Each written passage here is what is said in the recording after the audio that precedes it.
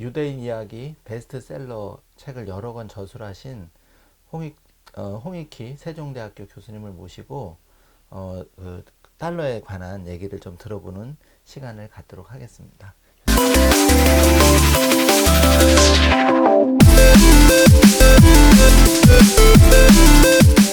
교수님 안녕하십니까? 예, 네. 예. 교수님 그 달러의 발행이 왜 국채와 연동됐을지가 굉장히 궁금하거든요. 예. 그 얘기를 알려면 저희들이 이제 역사를 좀 거슬러 올라가야 되는데요. 네. 1492년에 스페인에서 중요한 사건이 세 개가 그게 동시에 터집니다. 아, 그게 뭐냐면 유럽이 이슬람 세력을 네. 유럽 대륙에서 쫓아내요. 아. 사실은 그 전까지만 해도 중세에는 사실은 유럽인들은 이슬람에 갇혀서 살았어요. 네. 그러니까 이슬람이 그 당시에는 경제력뿐만 아니라 군사력, 그 문화, 기술에서 압도적으로 우세했기 때문에 그러니까는 유럽인들은 아래로도 위로도 옆으로도 나갈 수 없었어요. 이슬람한테 쫙 포위돼서. 그러니까 지중해도 이슬람에 받아있었고 위에는 또 바이킹들이 있어서 못 나가면서 갇혀 살았는데 네. 이해에 스페인에서 마지막 이슬람 세력을 쫓아내서 이제 스페인 왕국을 통일합니다. 그게 하나 있고 네. 그 다음에 1492년에 네. 콜럼버스가 신대륙을 발견해요. 아. 스페인이 지음을 네. 해서.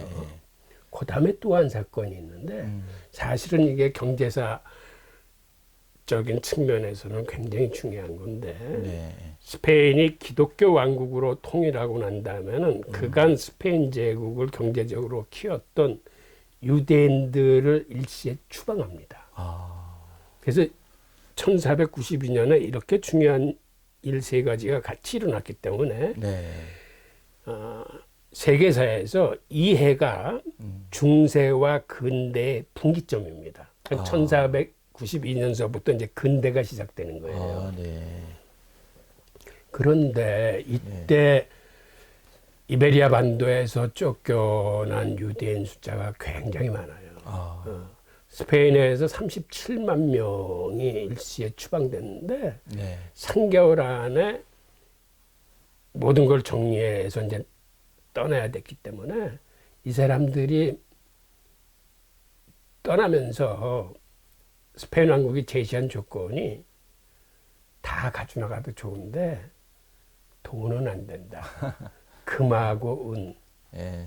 돈은 안 된다 해서 이 사람들이 그 귀금속, 즉 보석 같은 걸로 바꿔서 대부분 다 그냥 헐값에 처분하고 보석을 가지고 이제 추방됩니다. 그런데 이 사람들이 이제 종교의 자유를 찾아서 길을 떠나면서 그 당시 비교적 종교의 자유가 보장된 곳은 저 네덜란드와 벨기에 지역의 저지대 분이 없었어요. 그 저지대는 그 당시 어떤 형편이었냐면 네.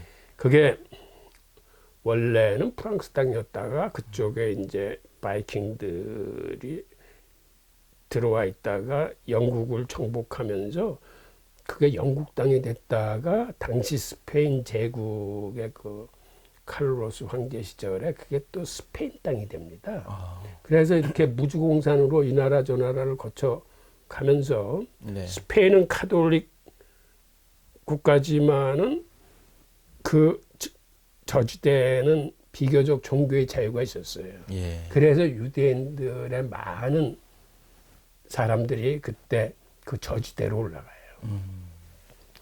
그런데 네. 청어가 자본주의를 잉태했다라고 그러면 믿으시겠습니까? 그러니까 그 뭐 우리나라는 고등어가 접어지렸다 이런 얘기인데. 네. 예. 잘 이게 어떻게 된 일이냐면 예. 그 당시 그 저지대에 올라가니까 저지대는 이제 어떤 특성을 갖고 있었냐면 이게 바다보다도 낮고 뚝을 쌓아서 사는 곳이기 때문에 거기는 소금기가 있어서 농사를 못 져요. 아. 그 사람들이 먹고 살기가 굉장히 힘든 거예요. 그렇죠. 농사가 안 되니까. 네. 예, 예.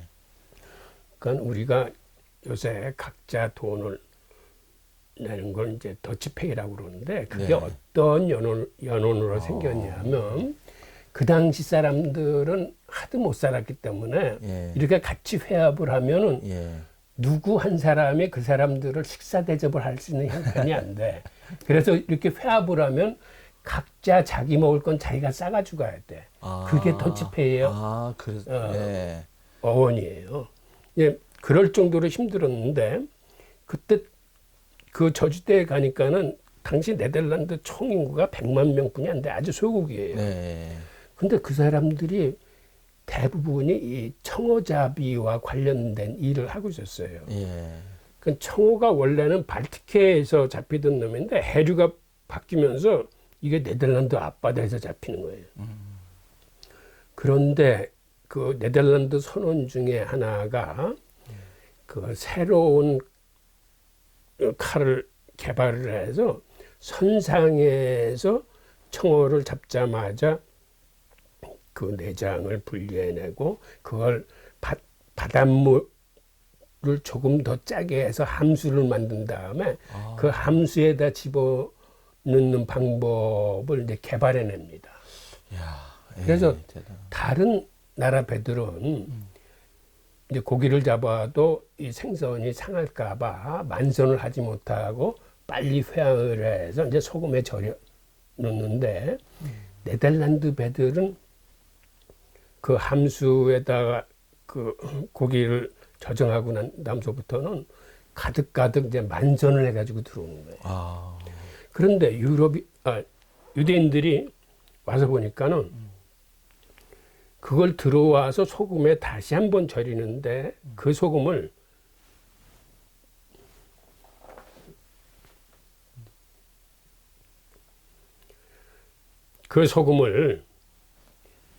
그 북쪽에 있는 한자 상인들한테 그 암염을 받아서 이제 절였습니다. 예. 근데 유대인들이 와서 보니까는 자기가 살던 스페인 그 바스크 지방에는 예. 그쪽에서 대구 생선을 잡으면서 대구를 소금에 절이는데 네. 그 사람들은 천일염을 생산해서 천일염으로 절이거든. 네. 근데 암염은 땅 속에서 캐내는 거기 때문에 이게 천일염에 비해서 가격이 비싸요.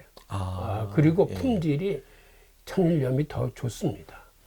그래서 유대인들이 스페인에서부터 천일염을 수입을 해서 결국 한자 상인들의 암염 상권을 밀어내고 소금 시장을 장악을 해요. 그래서 그 소금 시장을 유대인들이 장악하면서 이 청어 절임 산업이 그 유대인의 품 안으로 들어오는 거예요. 그리고 유대인들은 무슨 산업을 하나 하면 네. 그 사람들은 꼭 독점을 만듭니다. 그게 아주 유대인들의 특기인데, 그러니까 청어 산업을 장악하고 난 다음에는 청어 협회를 만들어서 모든 거를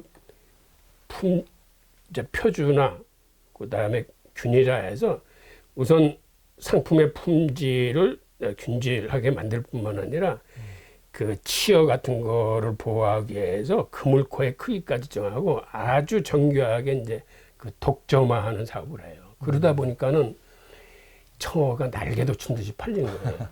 품질이 좋으니까는. 예. 그런데 당시 청어가 왜 그렇게 날개도 춘 듯이 팔렸냐면 당시 기독교 세계는 1년에 4분의 1이 금식 기간이에요. 금식 기간에는 육식을 못 합니다. 그런데 생선은 먹을 수 있어요. 예외적으로. 네. 예. 그리고 냉장고가 없던 시절이니까 그렇죠. 특히 소금에 절인 청어가 예. 아주 인기리에 판매가 되면서 예.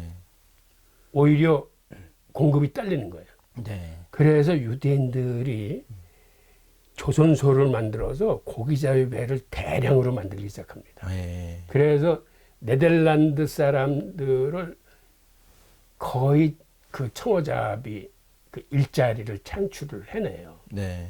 그런데 배를 만들다 보니까 이 사람들이 고기잡이 배만 만드는 게 아니라 화물선을 만들기 시작하거든요. 예. 근데 화물선을 만들면서 또 보니까는 그 당시 관세는 예.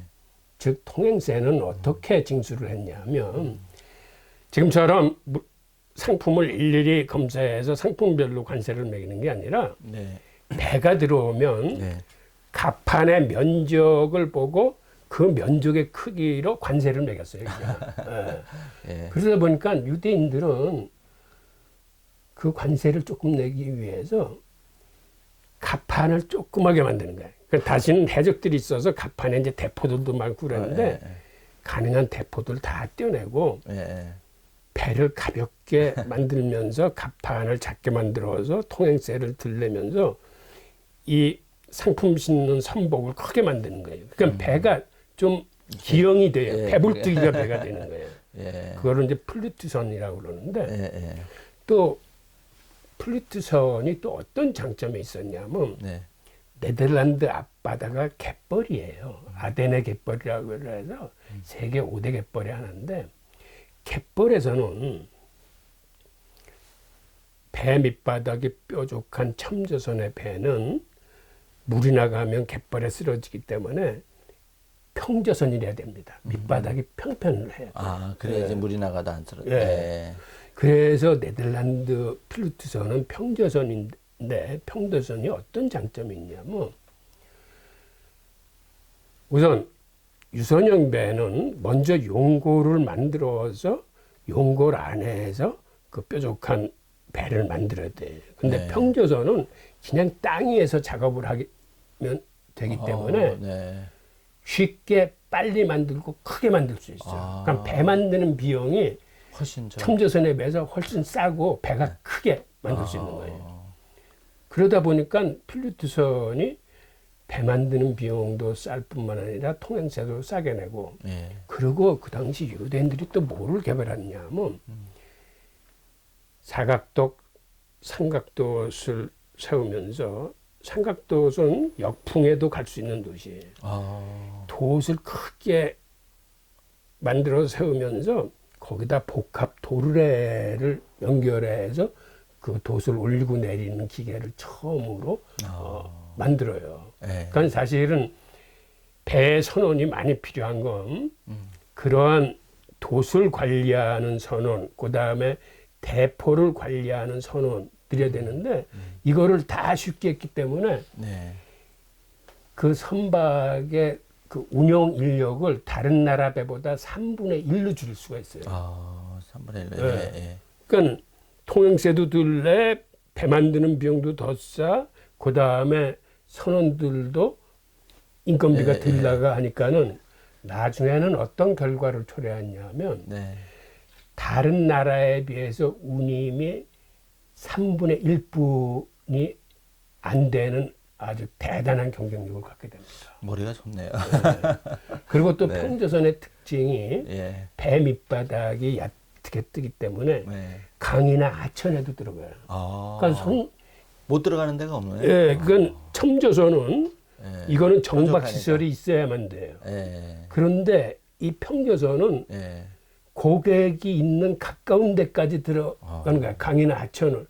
그 다음에 하천 같은 데 들어가기 힘들면은 조그만 배를 만들어서 그거는 조그만 배를 통해서 하여튼 고객 근처까지 갖다 줘요. 그러다 보니까는 거의 모든 유럽의 화물을 이 유대인들이 싹쓸이하게 됩니다.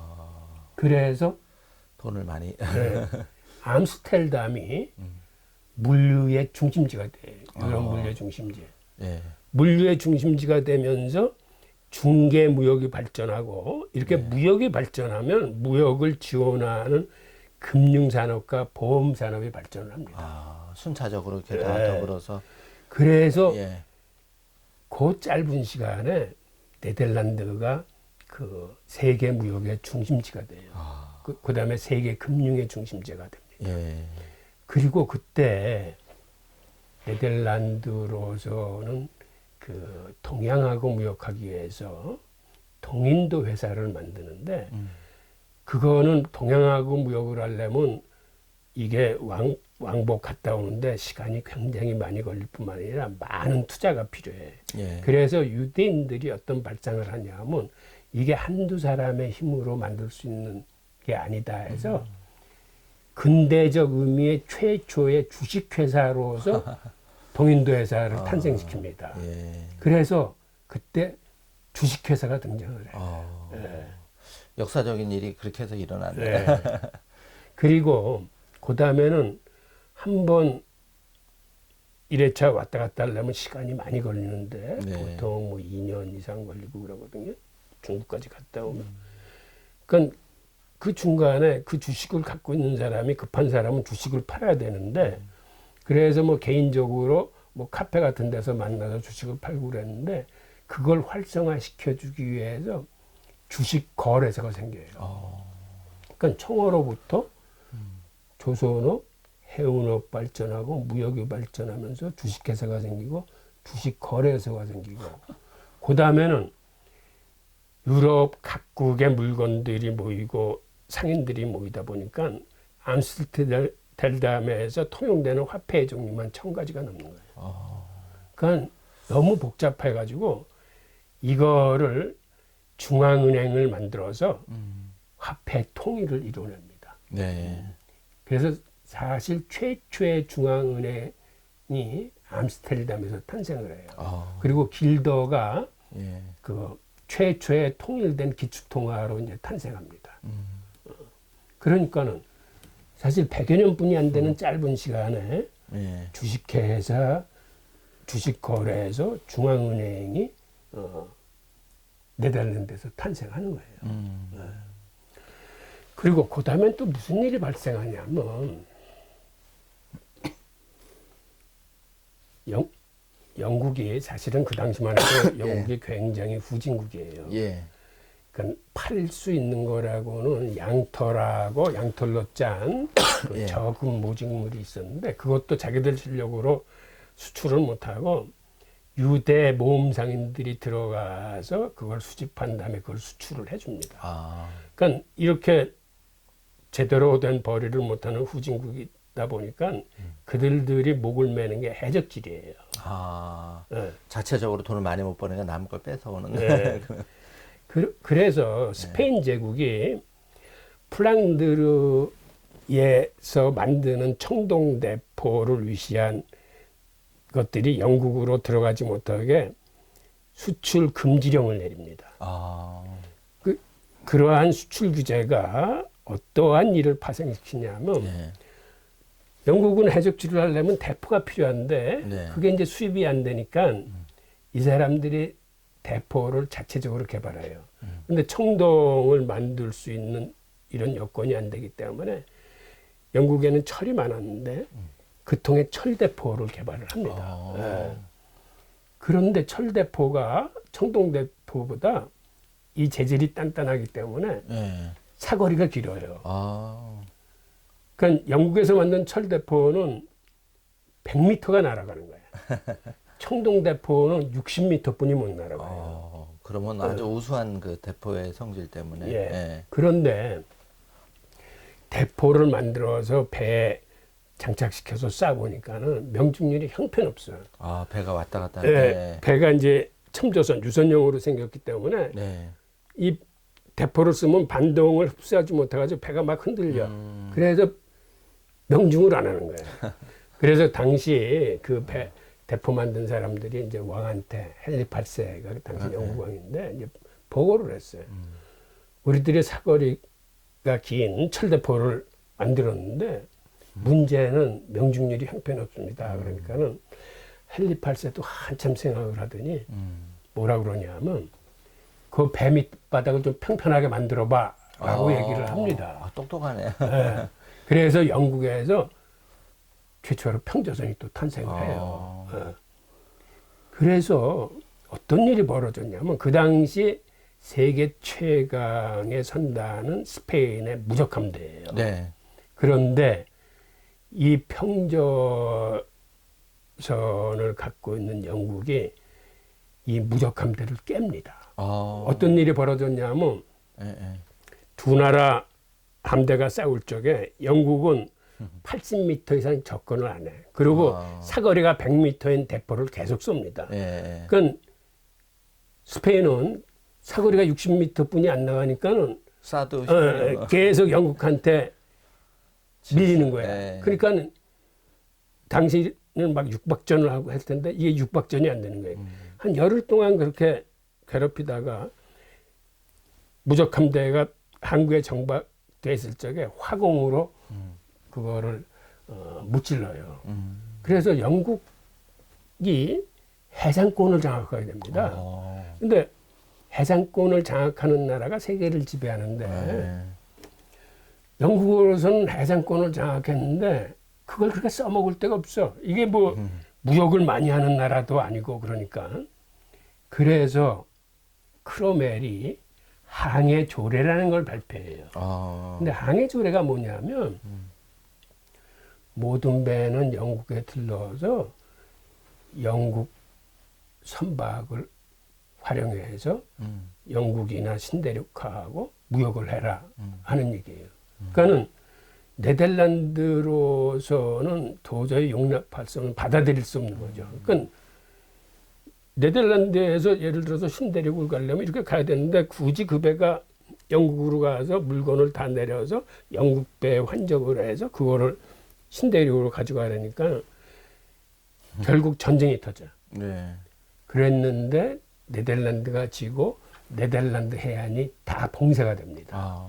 그러니까 당시 네덜란드에 있었던 유대인 무역상들이 무역을 하지 못하는 거예요. 그래서 자기들의 대표인 랍비를 크로멜한테 파견을 해요. 그래서 협상을 하게 됩니다. 근데 협상 결과가 네. 크로멜이 유대인 무역상들이 영국으로 다 건너오라는 거예요. 그래서 그때 유대 무역상들이 영국으로 건너가요. 그래서 졸지에 그 영국이라는 후진국이 세계 무역의 중심이 돼버립니다. 그렇게 된 역사가 있네요. 네. 네. 그리고 그때 또 무슨 일이 있었냐면 네덜란드가 그 독립을 위해서 프랑스하고 그다음에 저 스페인하고 그 독립전쟁을 치를 때예요. 근데 네. 유대인들은 이제는 네덜란드에서 마저 쫓겨나면은 어디 더 이상 갈 데가 없기 때문에 예. 그 당시 그 윌리엄 총독을 그 전쟁 모금기구를 만들어서 전쟁 자금을 그 많이 대줍니다. 그래서 결국은 독립을 이뤄내요. 그렇게 해서 또 독립한 거네요. 네. 네. 근데 윌리엄이 그때 그 독립전쟁을 하면서 영국을 자기 편으로 만들기 위해서 그 영국 왕의 딸과 결혼을 합니다. 근데 결국 영국이 자기 편이 되지는 않았어요. 그때 국제정세 때문에.